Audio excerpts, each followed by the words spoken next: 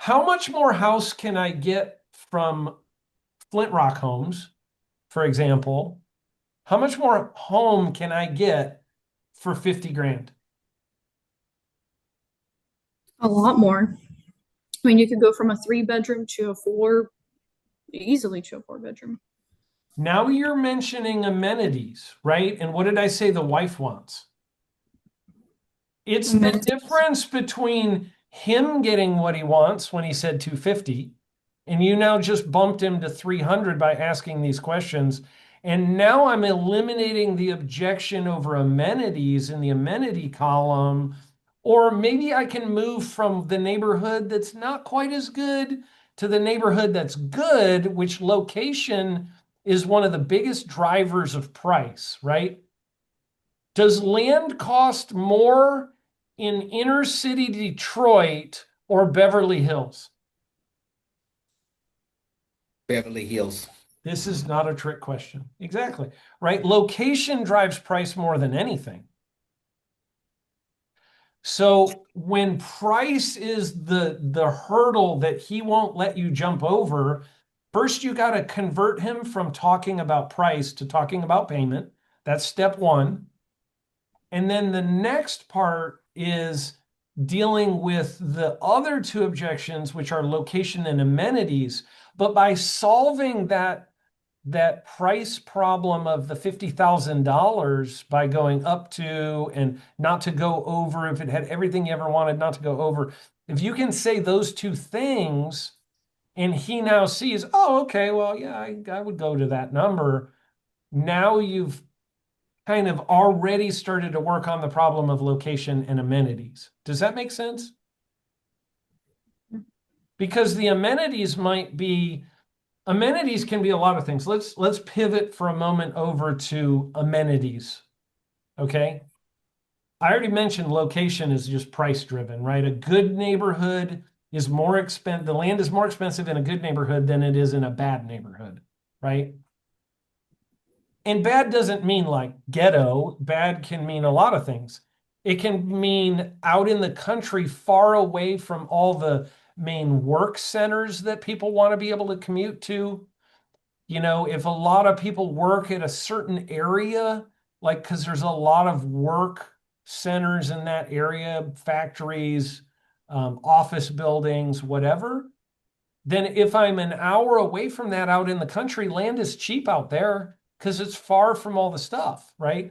And where the work centers are is typically where all the food centers are, right? The grocery stores, the mall, the Starbuckses, right? All the stuff they want, the Targets, the Walmarts, all that stuff they want to be close to is close to the work centers and close to where the main travel corridor intersections are.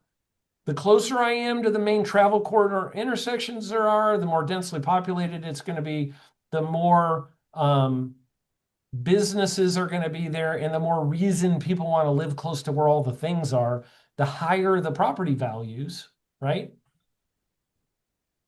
If I live out in the country, out where all there is some cows and some sheep, it's going to be cheap living out there. I'll tell you what, Elvira, we can move out there and we could get just about whatever we want for $90,000, which is our budget. Now, if a strong wind blows, it might not still be there, but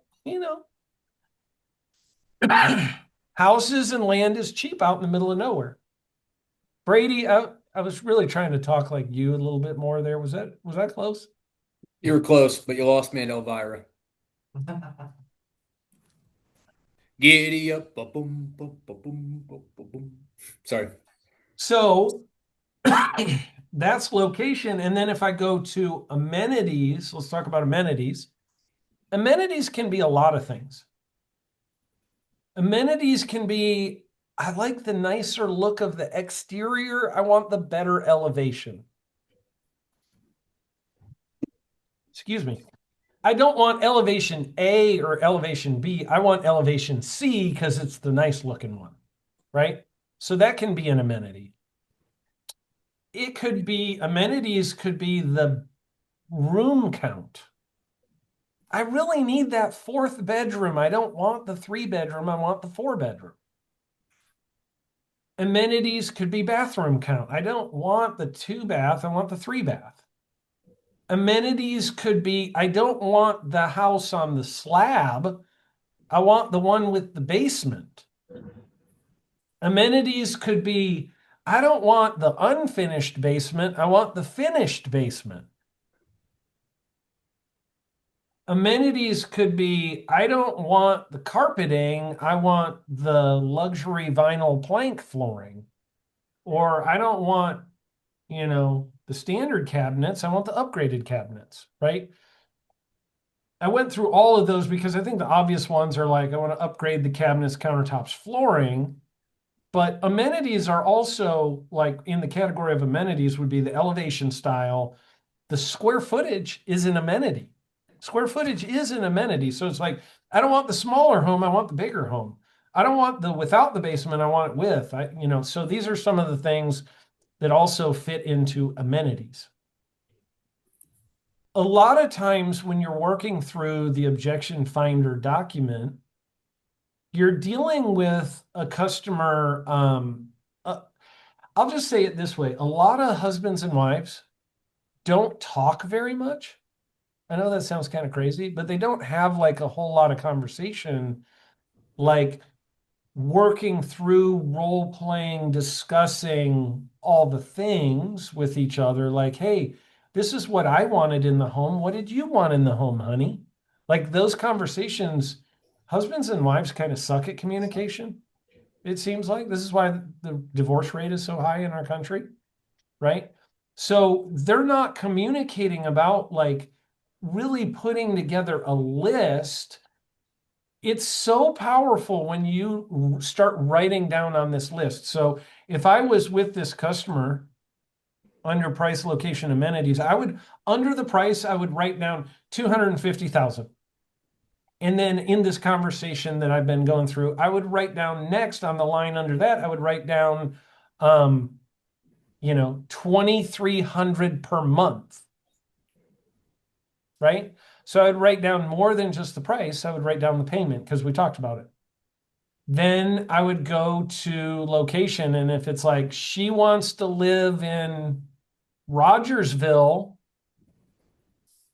then I would write that down. Or maybe it's a neighborhood, a specific neighborhood. If she wants to live in Fall Creek, I would write down Rogersville and I would write down Fall Creek.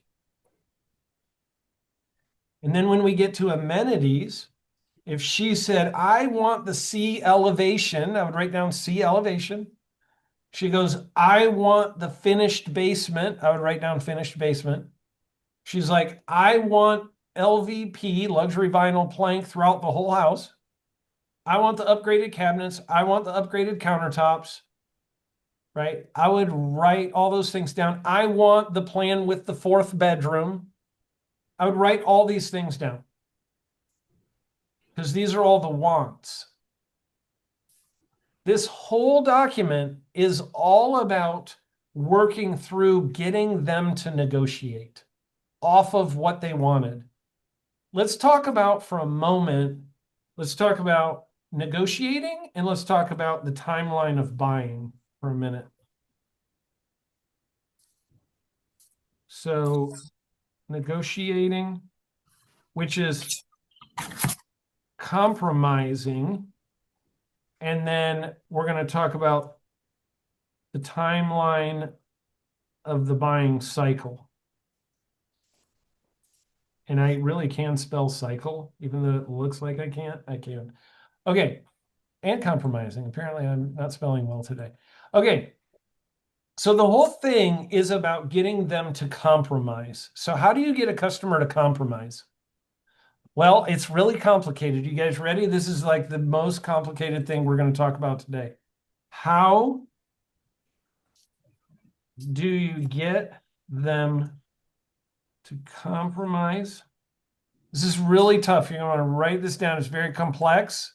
It's a very difficult formula. You ask them to. Okay, it's actually very simple. I was trying to be dramatic, somewhat dramatic.